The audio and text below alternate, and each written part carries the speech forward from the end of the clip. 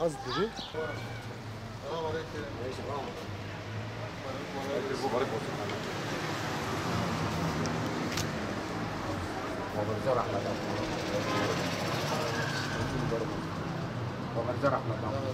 Yasin Börü'nü ulaştıramadı.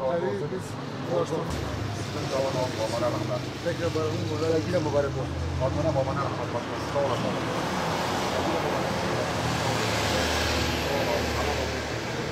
Allah razı olsun.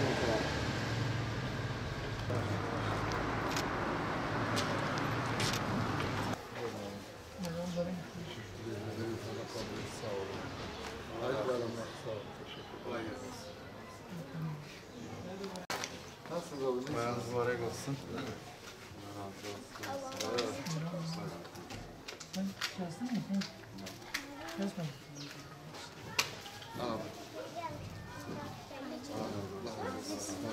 Tekrar hayırlı bayramlar. Allah razı olsun. Bayramı mübarek olsun. Allah'a emanet olun. Sağ olun. Allah kabul etsin. Razı olsun. Buyurun.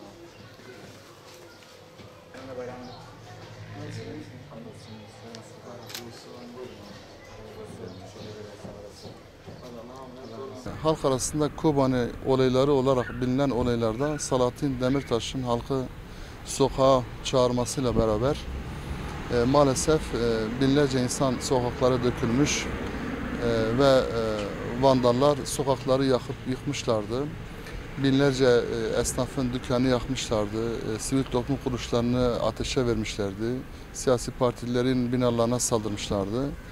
Ve Yasin Börü ve arkadaşları da fakir, gariban insanlara et götürürken onları da yolda fark edip onları bir evde sıkıştırıp 3. kattan aşağı atmışlardı. Tabii vücutları paramparça edilmişti. Yani neredeyse vücutlarında darbe almadık bir yer kalmamıştı. Bununla da yetinmeyen vahşi sırtlanlar onun kafasını taşla ezmişlerdi. Bedenini ateşle yakmışlardı. Üzerinden arabayla geçmişlerdi. Çok vahşi bir şekilde Yasin Börü ve arkadaşları şehit edilmişti. Yani ara kanı aratmayacak görüntüler orada ortaya çıkmıştı. Dolayısıyla bu zulüm öyle bir zulümdü ki gerçekten yeri ve göğü inletti. Bütün Müslümanların yüreğinde bir burukluk oluşturdu. Ve bizler de bugün Kurban Bayramı elbette ki Yasin Börü ve arkadaşlarını unutmadık. Onlar belki o etleri ulaştıramadı. Vahşi sırtlanlar yollarda onların yollarını kesip onları şehit ettiler ama bugün onların kaldığı yerden bizler devam ettik ve bu mübarek günde fakir insanlara kurban etini ulaştırmaya çalıştık. Bu münasebetle şehit Yasin Börü ve arkadaşlarını rahmetle yad ediyorum ve onların katillerini de lanetliyorum. Bu münasebetle tüm Müslümanların, tüm ehli imanın bayramı mübarek olsun. İnşallah mübarek Kurban Bayramı ülkemize huzur ve barışa, inşallah dünyaya huzur ve barışa vesile olur. Dolayısıyla tüm herkesin Kurban Bayramı mübarek olsun diyorum.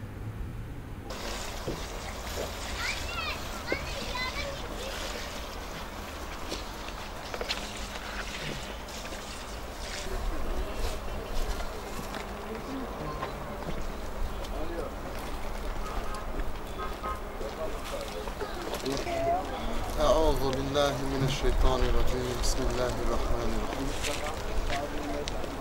Elhamdülillahi rabbil alamin. İnne Kur'anel fecri kâne meşhûdâ.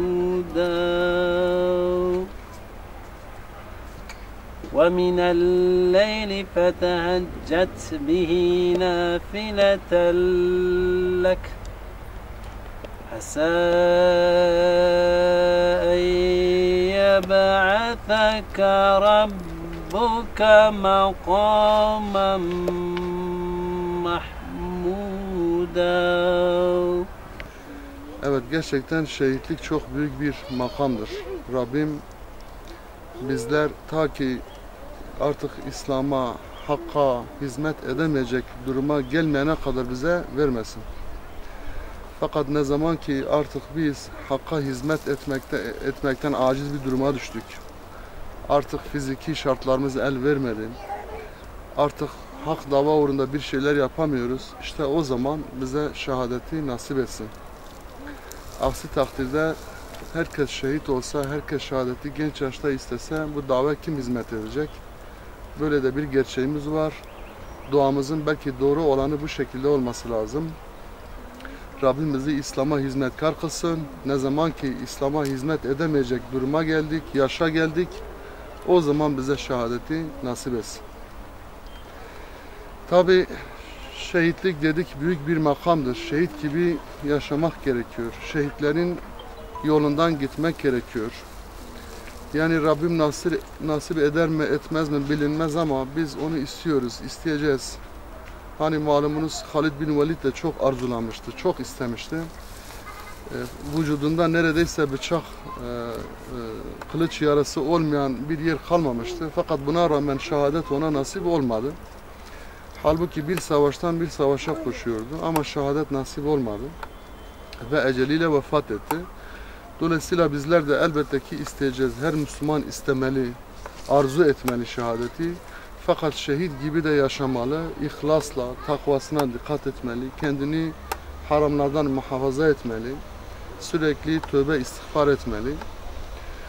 Malumunuz burada bir şehit Mustafa kardeşimiz yatıyor. Kendisi lise öğrencisiyken okulda bir şahıs Allah'a dil uzatıyor, mukaddesata küfürler ediyor. Kendisi de diliyle buna müdahale edince karşı taraftakiler bıçakla onu yaralıyor ve bu şekilde şehit oluyor. Yani Allah'ın ismi için şehadete giden bir genç kardeşimizdir. O da vefat etti, o da yanında yatıyor. Rabbim onu da mekanı cennet eylesin. Güzel bahçeye gitse, o bahçede gezse, dolaşsa.